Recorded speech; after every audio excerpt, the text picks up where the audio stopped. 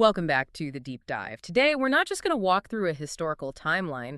We are really going to take a granular look at just 4 months in the Pacific War. Right. April, May, and June of 1942. Exactly. And this short, really brutal period is what you could call the definitive hinge moment. It's the point where the relentless, seemingly unstoppable expansion of the Japanese empire suddenly, and I mean dramatically, bet its absolute limit. It's crucial to frame this, right? When Pearl Harbor happened, the U.S. officially entered a war that, for most people, for most of the world, was really centered on Hitler. Oh, absolutely. Europe, North Africa. That was the main event. But by early 1942, you just couldn't deny it. The conflict was undeniably global. And the Empire of the Rising Sun had expanded its defensive perimeter to, well, to truly alarming proportions. You're talking about threatening Australia in the south. And pushing perilously close to Alaskan territory in the north. The scope was just massive. That opening momentum the Japanese had was breathtaking. It was all built on the shock of Pearl Harbor and just this incredibly rapid mobilization. By the end of March 1942, they controlled a terrifying amount of territory. You're talking about the Chinese coast, Malaya, Thailand, the Dutch East Indies. Most of Burma and key strategic islands like Wake and Guam. They did in 4 months what most military strategists, what they thought would take years to accomplish. So the Allies were reeling. The outlook was, to put it mildly, grim. But this deep dive is really about understanding that transition. How did the initial Japanese hubris, their overextension, how did that combine with Allied desperation and really a handful of daring strategic gambles to suddenly shift the momentum? That's what we're going to trace, that counterpunch. From the psychological shock of the Doolittle Raid. Through the really complex strategic calculus of the Battle of the Coral Sea. And finally, to the decisive knockout blow that was struck at Midway. This is where the world learned the definition of an operational turning point. Okay, let's unpack this darkest hour. We need to try and capture the true psychological weight of the situation in early 1942, because that's what fueled the Allied resolve that came next. The sheer pace of the collapse in Southeast Asia was it was demoralizing. And when we talk about psychological blows, you have to start with the surrender of Singapore in February 1942. It was considered the absolute centerpiece of British power in Asia. The impregnable British force, it had all these fortifications. It was supposed to be a bastion. And its fall was a catastrophic failure of strategy, a devastating shock. Tens of thousands of British and Commonwealth troops were captured. And that surrender just exposed Australia to a direct Japanese threat. The morale hit was you could feel it globally. If Singapore could fall that quickly, what hope did any of the other outposts have? That shock was then immediately compounded by the fighting in the Philippines. Desperate fighting. American and Filipino forces, led at first by General Douglas MacArthur, were just completely backed into a corner, fighting on the Bataan Peninsula. And the situation there just spiraled. It became a tactical and logistical nightmare. MacArthur was fighting against, truly overwhelming odds. But the strategic necessity of him being elsewhere eventually won out. Right. President Roosevelt ordered him to leave on March 11, 1942. He needed to go to Australia to reorganize the entire command structure for the Southwest Pacific. And even as he left, sailing away on that patrol torpedo boat, the PT-41, he made that famous, really charged vow, "I shall return." But that vow was for the future. In the immediate reality, the 80,000 men he left behind were rapidly running out of everything. Food, ammunition, medical supplies. And they were completely cut off. There was no help coming. By early April, the Japanese air and artillery assaults were just relentless. They were too much. The forces on Bataan were exhausted, malnourished, sick with malaria and dysentery. They surrendered. And the final outpost, that island fortress of Corregidor, it held out for another month, but it eventually fell on May 8th, 1942. And that marked the complete loss of the Philippines. And the immediate aftermath of that surrender brings us to the Bataan Death March, which is one of the defining atrocities that absolutely cemented Allied determination. The sheer scale of the cruelty involved, it needs some deeper context. It really does. So, the Japanese captured about 80,000 Allied prisoners, around 12,000 Americans, and 68,000 Filipinos. And they had made, virtually no logistical plans to deal with prisoners on that scale? None. But it goes beyond that. Their cultural mindset, their military doctrine, it led directly to the brutality that we see. This is where we need to talk about the concept of Bushido, the way of the warrior. Precisely. The Japanese military doctrine was heavily influenced by the Bushido Code. It emphasized absolute loyalty, rigorous self-discipline, and crucially, it regarded surrender as the ultimate dishonor. A moral and spiritual failure worse than death. Exactly. So consequently, those who surrendered, the Allied prisoners, they weren't just seen as military captives, they were seen as subhuman failures who deserved contempt. And this belief then translated into just calculated horror. Starting on April 10th, these sick, starved, wounded prisoners were forced to walk 60 miles to a railhead at San Fernando. The conditions were just unimaginable. Men were dying from exhaustion, from tropical diseases, from a lack of water. But the primary cause of death was the sheer brutality of their captors. Right. Soldiers who fell or who just couldn't keep pace, they were routinely bayoneted, beheaded, or shot. Thousands died on that march. The casualty rate was devastating. And it cemented this image of the Japanese military as barbaric in the minds of the American public. The news of this, when it was eventually smuggled out and broadcast, it fueled this righteous fury in America. Posters, newsreels, they advertised the brutality, and it just solidified the commitment to unconditional victory against Japan. Yeah. The desire for revenge was now a central pillar of the war effort. Strategically, the entry of America was a lifeline for the Allies. It provided, quote, great relief to people like Churchill. But the challenge, facing the newly appointed American commander, Fleet Admiral Chester W. Nimitz, was immense. How do you wage war across an ocean covering 65 million square miles, especially with a fleet that was just crippled at Pearl Harbor? He was operating at a considerable disadvantage, to say the least. The battleships, the destroyers, so many were at the bottom of the harbor. Yet here is the incredible twist of fate. The one critical element of the Pacific War that Yamamoto fatally missed. The carriers. The carriers. The U.S. aircraft carriers Enterprise, Lexington, Saratoga, and Yorktown, they were all away from Pearl Harbor when the attack struck.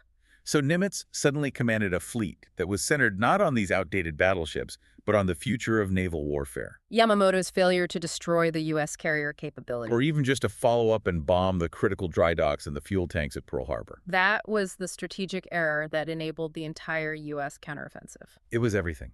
Nimitz immediately made the carriers the priority. Even with scarce air and naval reserves, because so much was going to the European war. Right, the Allied strategy demanded establishing these forward bases, New Caledonia, Fiji, Espiritu Santo, to launch the counterattack from. They had to build up a logistical presence that could sustain those carriers in the fight. So the race was on, Japan was still winning everywhere, but America had the tools, and now the absolute burning resolve to start fighting back. And that leads us directly to the moment President Roosevelt recognized the need to act, not just strategically, but psychologically. Following the devastating blows of Pearl Harbor and Bataan, American morale was it was in the gutter. They needed a win. They needed proof that the Japanese Empire was not invulnerable. They needed to strike the homeland, Tokyo itself. Which was a logistical nightmare. The U.S. had no bases anywhere near operating range of the Japanese islands. Not unless the Soviet Union, which was neutral at the time, decided to help. And that wasn't going to happen. So this demanded a truly audacious plan. Audacious is an understatement. Lieutenant Colonel Jimmy Doolittle, who was this brilliant aeronautical engineer and a famous racing pilot, was tasked with figuring out how to deliver the payload. And this is where the engineering deep dive really begins. The plan was to use B-25 Mitchell medium bombers. They were powerful enough to carry a decent payload, but they were far too large and heavy for standard carrier operations. These carriers were designed for, what, small single-engine fighter and dive bomber aircraft? Exactly, not these twin-engine beasts. So how did Doolittle make the B-25 work? He stripped them down, ruthlessly. To maximize the range and lighten the load enough for a short carrier takeoff, they removed every single non-essential piece of weight. This meant removing the lower machine gun turret. Right, and they replaced it with fake broomstick barrels to deceive enemy fighters from below. They also removed nearly all of the heavy defensive armor. And for fuel, that was the big problem. They installed auxiliary fuel tanks in any space they could find, in the bomb bays and the crew aisles. They even put extra collapsible fuel drums in the fuselage. And this modification extended the combat range dramatically. It turned a medium-range bomber into something capable of a 2,400-mile one-way trip. Which was necessary since they knew they couldn't land back on the carrier. It was a one-way ticket. So these planes, fully modified and loaded with incendiary bombs and high explosives, were loaded aboard the USS Hornet. Commanded by Vice Admiral Mark Mitcher. And she was protected by the carrier USS Enterprise, which was led by the famously aggressive Vice Admiral William Halsey. Halsey was a critical element here. He had missed Pearl Harbor and was just chomping at the bit to avenge it. His task force was sailing in absolute secrecy, trying to get within about 450 miles of the Japanese coast before they launched. But that secrecy failed on April 18th. It did. The task force was spotted by a Japanese picket boat. And it managed to transmit a warning back to Japan before it was sunk. So Halsey, facing the immediate risk of a land-based air attack on his invaluable carriers, he had to make a really difficult decision. Launch immediately, 180 miles short of the planned launch point. Which significantly increased the risk for the crews. As you mentioned, none of these pilots had ever even attempted to launch a heavy bomber from a carrier deck. They had less than 470 feet of runway, and they were battling a heavy sea swell. That takeoff was just a moment of pure high-stakes drama. But the training Doolittle had conducted, where he had them practice on airstrips with white lines painted to mimic a short deck, that paid off. It did. All 16 B-25s successfully launched in those punishing conditions.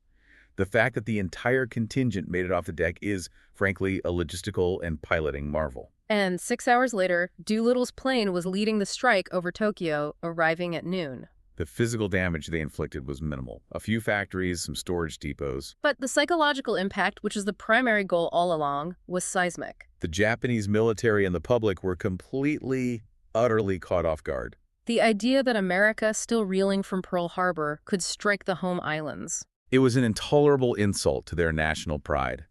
And it was a direct refutation of this whole concept of Japanese invulnerability. High-level commanders panicked. The mortification was so intense that the commander of Tokyo's air defense actually committed ritual suicide. But strategically, this was huge. It was. First, the raid forced Japan to immediately divert valuable air assets fighter squadrons, even a carrier group from the Indian Ocean and other theaters, And bring them back home to protect the vulnerable industrial heartland. This dispersal of forces weakened their future offensive power. And second, it fundamentally altered the debate inside the Japanese high command about where to strike next. Right. But what about the crews? Doolittle and most of his men, they ran out of fuel and crash-landed in China. They were helped to safety by Chinese military personnel and civilians, often at tremendous personal risk. But the retaliation by the Japanese for that help, it revealed just how deeply this attack had wounded their pride. And this is a dark part of the history that's often overlooked. The Japanese response was brutal and immediate. It was called the Jiangxi Campaign. The Japanese military launched a campaign of pure retribution against the regions of China that had aided the American airmen. They aimed to destroy any potential for U.S. forward operating bases there. And over the course of the campaign, an estimated 250,000 Chinese villagers were killed. It was a vicious, localized genocide undertaken purely in response to the injury of their national honor. So the Doolittle Raid successfully demonstrated U.S. resolve. But it convinced Yamamoto that the American carrier threat must be eliminated immediately before another attack like that could ever be launched again. So the raid became the catalyst for the next decisive phase of the war. The success of the Japanese Empire in early 1942 actually became a source of, well, of great weakness. How so? It created a strategic fault line between the senior commanders. They suddenly had too many options for expansion, and they just couldn't agree on what the priority should be. And this internal disagreement was critical. You had Fleet Admiral Osamu Nagano, who was supported heavily by the Imperial Japanese Army, the IJA. He advocated for continuing territorial gains. This was Operation Mo. Yes. Operation Mo was essentially all about the isolation of Australia. It was focused southward. The IJA wanted to secure their flanks and logistics lines by occupying Port Moresby in New Guinea and Tulagi in the Solomon Islands. Correct. Capturing those points would strengthen their main defensive base at Rabaul and provide stepping stones for the eventual conquest of New Caledonia, Fiji, and Samoa. If they succeeded, they would effectively sever the vital supply and communication lines running between the U.S., Australia, and New Zealand. But Admiral Isoroku Yamamoto, the commander-in-chief of the combined fleet, he believed this was entirely secondary.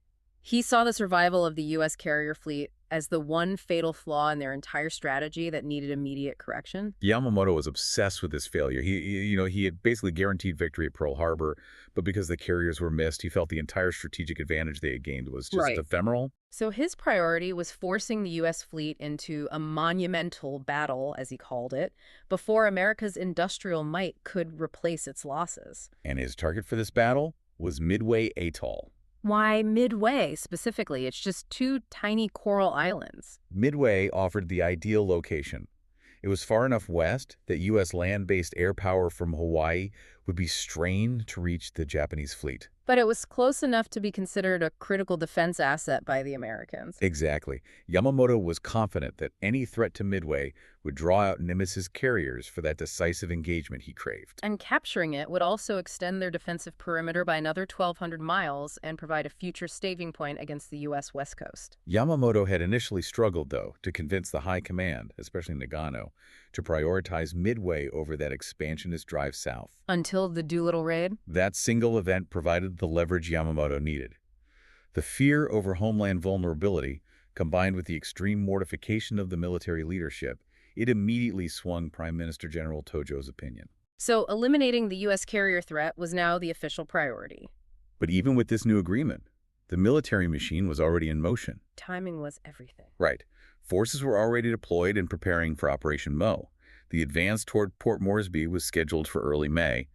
It was simply too late to recall them. So the Japanese leadership decided they would proceed with Operation Mo first, and then immediately pivot to execute the Midway attack right after. And this sequencing set the stage for two back-to-back critical naval engagements that would stretch Japanese resources right to their breaking point. And the fact that the Americans knew about the first operation, Operation Mo, that highlights what is arguably the single most important factor of this entire turning tide. Intelligence. Absolutely. If Pearl Harbor was defined by strategic surprise, Then the battles of 1942 were defined by American intelligence superiority. we have to pause here and just discuss this crucial intelligence work. The U.S. ability to anticipate Japanese movements was a direct result of cracking their naval code, JN-25B. This work was performed by the U.S. Navy's Combat Intelligence Unit, Station Hypo. It was housed deep beneath the headquarters at Pearl Harbor. And the team, led by Commander Joseph Rochefort, this brilliant, eccentric cryptanalyst, was working nonstop, wrestling with these incomplete translations of a really complex three-digit code system. They were intercepting all this radio traffic, but analysis is a whole other beast. How did they confirm that AF, the target referenced over and over in the Japanese communications, was in fact Midway? This is one of the most famous, just ingenious deceptions in military history. Rochefort devised a plan to confirm the location without alerting the Japanese that their code was broken. He had the commander at Midway send an uncoded message over a vulnerable radio channel. A simple message stating that the island's water distillation plant had broken down and they needed fresh water immediately. It's a totally ordinary administrative message. Exactly. And within days, Station Hypo intercepted a coded Japanese message referencing the need for water delivery to AF. And that confirmed it, definitively. AF was Midway. So Admiral Nimitz now possessed the most precious military asset possible. Full knowledge of the enemy's intent, their complete order of battle, and the expected attack date, June 4th or 5th. With this knowledge, Nimitz and Admiral Ernest King recognized the immediate threat posed by Operation Mo and the attack on Port Moresby. They decided they had to commit every available carrier to oppose that invasion. So Nimitz raced Task Force 17, which was centered on the newly repaired USS Yorktown and commanded by Rear Admiral Frank Fletcher.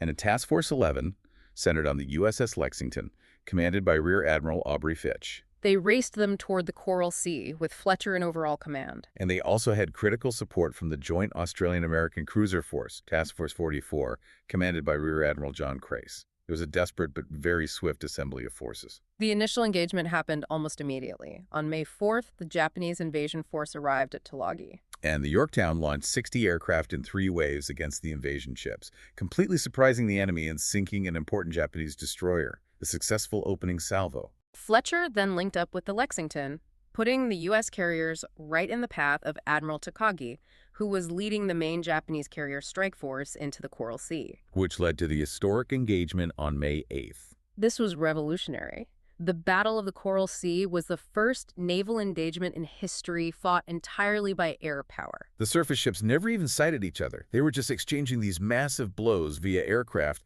launched from hundreds of miles away. And the environment was just pure chaos. Intelligence was faulty, search planes were constantly misidentifying targets. The sheer volume of aircraft in the sky led to immense confusion. But on the 8th, both sides spotted the other at almost the same time and launched massive strike waves. The U.S. strike located the Japanese carrier Shokaku. They hit her with two precise 1,000-pound bombs. Tearing up her flight deck, starting massive fires, she was effectively taken out of the battle and was going to need months of shipyard repairs. And more importantly, the U.S. attacks decimated the air wing of Shokaku's sister ship, the Zukaku. Right, so even though Zukaku herself was physically untouched, her air complement, her fighting teeth, was severely damaged. But the Japanese struck back hard against the U.S. fleet. They did. Japanese planes hit the USS Lexington with devastating effect, landing 2 torpedoes and multiple bombs. The Yorktown was also hit, but she survived the initial pummeling. Lexington's damage, however, was terminal. The fuel vapors from ruptured tanks ignited uncontrollably. Despite the heroic efforts of the crew, a series of violent internal explosions just doomed the ship. The sight was incredible. After a massive rescue effort where over 2,500 men were evacuated, the Lexington went down. So tactically, the Japanese sank a major U.S. carrier while only having one of their own damaged. This looked like a tactical Japanese victory. But the strategic result favored the U.S., right? How do you define that strategic win? The Americans won because they achieved their objective, which was stopping Operation Mo. With Shokaku heavily damaged and Zukaku having lost most of her experienced pilots and aircraft, The Japanese no longer had the necessary air cover to support the amphibious landing on Port Moresby. The Japanese commander feared losing his landing craft, so they called off the invasion. the advance toward Australia was finally checked. And crucially, they lost the use of those 2 carriers, Shokaku and Zukaku, just weeks before the biggest battle of the war. That inability to deploy them at Midway would prove to be absolutely catastrophic for Yamamoto. Coral Sea was the vital curtain raiser that significantly tipped the scales for the decisive clash to come. So while the expansion was checked in the South Pacific, the momentum continued relentlessly in the Western theater of operations. The British Eastern Fleet was pushed entirely out of the Indian Ocean. And this brings us to Burma, a theater that's often overshadowed by these major carrier battles, but it was strategically vital. The Japanese were driving toward India, the crown jewel of the British Asiatic Empire. Churchill was, naturally, deeply concerned about losing this vast territory. But the importance of Burma wasn't just about territory for Roosevelt, it was about supply lines to China. That's right. Burma housed the crucial supply route known as the Burma Road. This road was the lifeline for funneling critical American and British aid and arms to the Chinese nationalist leader, Chiang Kai-shek. And for the Allies, keeping Chiang Kai-shek in the fight was a major strategic imperative. Because his forces were tying down hundreds of thousands of Japanese troops that could otherwise have been deployed in the Pacific Islands. And when the Japanese took the town of Lashio in northeast Burma by the end of April, the Burma Road was severed. That vital connection was cut.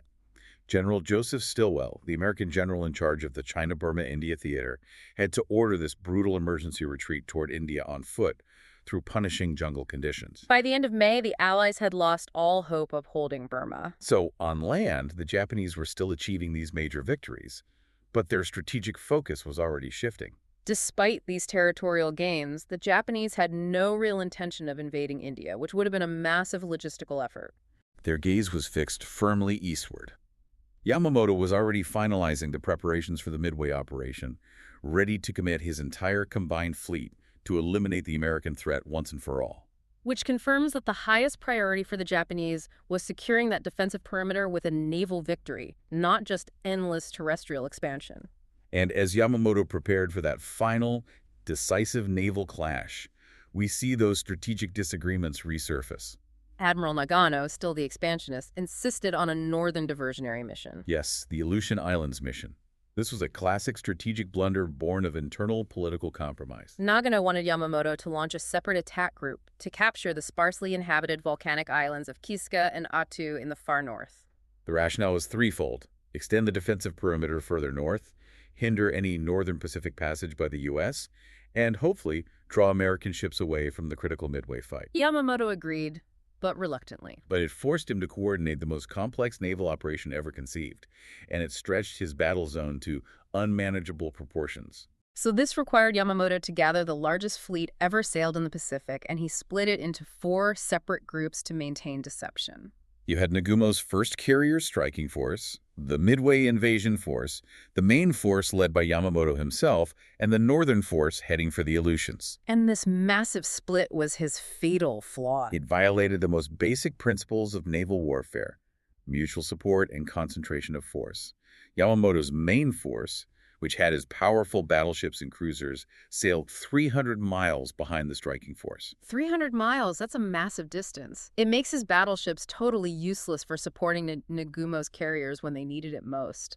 Why so much separation? They were relying on absolute radio silence to maintain deception, and they just fundamentally misunderstood Nimitz's strategy. They thought the U.S. fleet would only show up after Midway was attacked. Exactly, requiring the main force to fight a big surface battle later. They failed to account for the speed and agility of the American carrier task forces striking first. But again, Yamamoto's entire strategic deception was, in the end, in vain. Due entirely to Station Hypo. By the end of May, Nimitz had the attack date, the target, and the precise Japanese order of battle. The Japanese fleet was sailing into a perfectly sprung trap, completely unaware that the Americans were waiting for them, ready to fight on the tactical defensive. Knowing this, Nimitz prioritized preparation. Midway was fortified as the second most important base after Pearl Harbor. But the state of the U.S. carriers was precarious, especially the Yorktown. The sight of the Yorktown limping into Pearl Harbor after Coral Sea was shocking. She was battered, missing large sections of hull plating, her flight deck was damaged, internal systems were wrecked. The initial estimates suggested she needed 90 days of shipyard repairs back on the U.S. mainland. But Nimitz didn't have 90 days. He famously told the work crews, "I want that ship ready in 72 hours. And in an astonishing feat of emergency labor, hundreds of workers swarmed the ship, working around the clock. They patched the deck, replaced vital systems, and did just enough to make her operational, if not completely combat-ready, in just 3 days. That feat alone was a critical component of the Midway victory. She was the critical third carrier. Yamamoto was operating under the massive miscalculation that only the Enterprise and Hornet were available, because he was convinced the Yorktown had been sunk at Coral Sea. And that mistake meant the Japanese were facing a 3-to-4 carrier ratio in terms of planes, not the 2-to-4 ratio they expected. And Rear Admiral Raymond Spruance, a brilliant tactician, replaced Halsey, who was ill with a skin condition. Spruance operated under Fletcher's overall command. So the Americans had the intelligence, the superior position, and the element of surprise. The battle commenced on the morning of June 4th. Nagumo launched his initial attack wave against Midway Atoll itself. And the defenders fought back with surprising ferocity. The Japanese pilots encountered fierce resistance from the U.S. Marine pilots based on Midway and extremely accurate anti-aircraft fire. The base was damaged but not disabled. It proved much deadlier than the Japanese had expected. So Nagumo, getting reports of these poor results, prepared a second strike wave. But crucially, he hesitated about whether to rearm the planes on his carriers with anti-ship torpedoes or with bombs for a second strike on the land base. And this hesitation was seized upon by the U.S. counterstrike. The Americans struck early and aggressively. The first waves were U.S. torpedo squadrons flying without fighter escorts. And they were virtually annihilated by the Japanese Zero fighters. Nearly all the pilots and aircraft were shot down. It was a terrible sacrifice.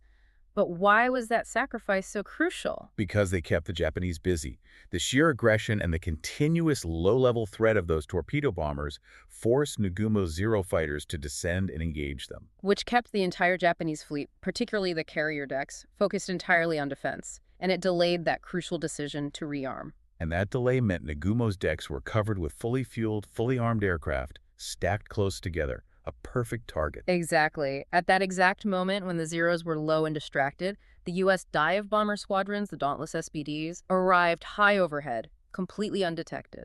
The Enterprise Air Group hit 2 carriers, Kaga and Akagi.